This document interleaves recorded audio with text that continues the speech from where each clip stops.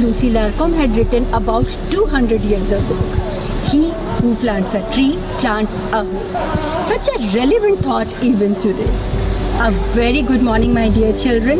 It's time for your science class once again. So let's learn more about our best friends plants today. We already know that there are various parts of a plant to perform different tasks.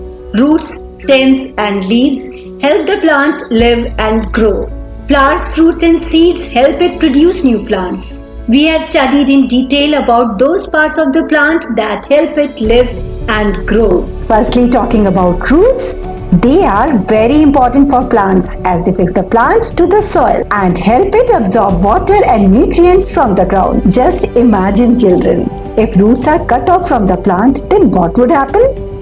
The plant would fly away any time a strong wind blows or a heavy rainfall takes place.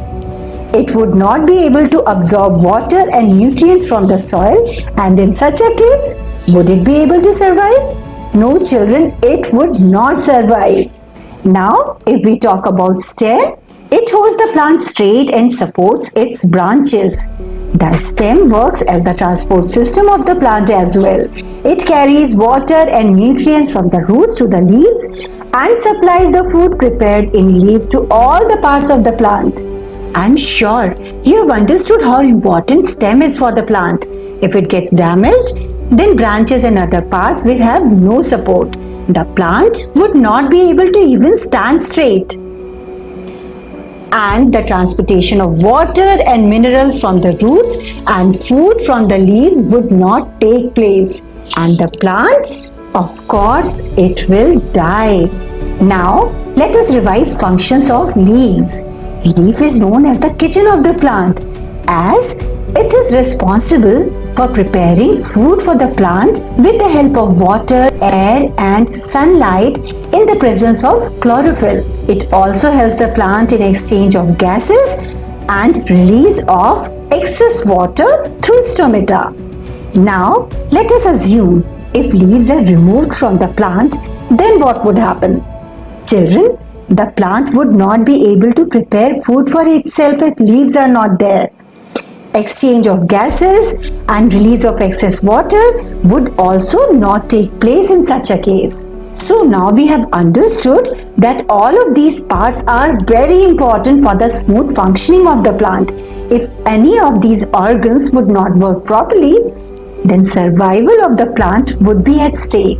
After talking about those parts of the plant that help it in its functioning, let's move forward and study about those parts that help it in producing new plants. Yes, children, I'm talking about flowers, fruits and seeds. You must have definitely seen flowering plants in your surroundings. Flowers are found in different colors, shapes and sizes, and their smell. They smell so good. Flowers grow from the flowering buds. Yes, children, flowers are not only the most attractive parts of a plant, they are very important also because they help it in reproduction. Flowers of most plants change into fruits, and fruits have seeds inside them. As all of you know, seeds help a plant reproduce. So children, now you have understood that flower is the reproductive part of the plant as fruits develop from flowers. All of us love to receive and give flowers as gifts. But do you know there are some flowers that we eat also? Yes children, I am talking about these flowers. Some flowers store food for their plants and they are eaten as vegetables such as cauliflower and broccoli. After talking about the flowers, let's talk about the fruits. I'm sure all of you love to eat delicious fruits. Shall I tell you one secret about them? Well, if you find fruits amazing, then you should thank the flowers, since flowers make the fruits. Yes, children, next time if you eat a delicious piece of fruit, always say thank you, flowers. And children, how do we define fruits? Any structure that holds a seed or many seeds is called a fruit. It's a fruit's job to protect the seeds. Some fruits have only one seed, like mango and lychee, and some other fruits have many seeds, like watermelon and papaya. So children, now we have understood that yummy fruits have two functions to perform. They carry and protect seeds within them so that they can play their role in the reproduction of new plants. And some of them are edible also. Delicious. So children, now we know that flowers and fruits play a vital role in plants' reproduction. Before winding up today's class, let's quickly revise whatever we have learned today. We have learned today that flowers, fruits and seeds are the reproductive organs of the plant. They help it in producing new plants. The flower is the most attractive part of the plant. It grows from a flowering bud. Flowers are found in different shapes, colors and sizes.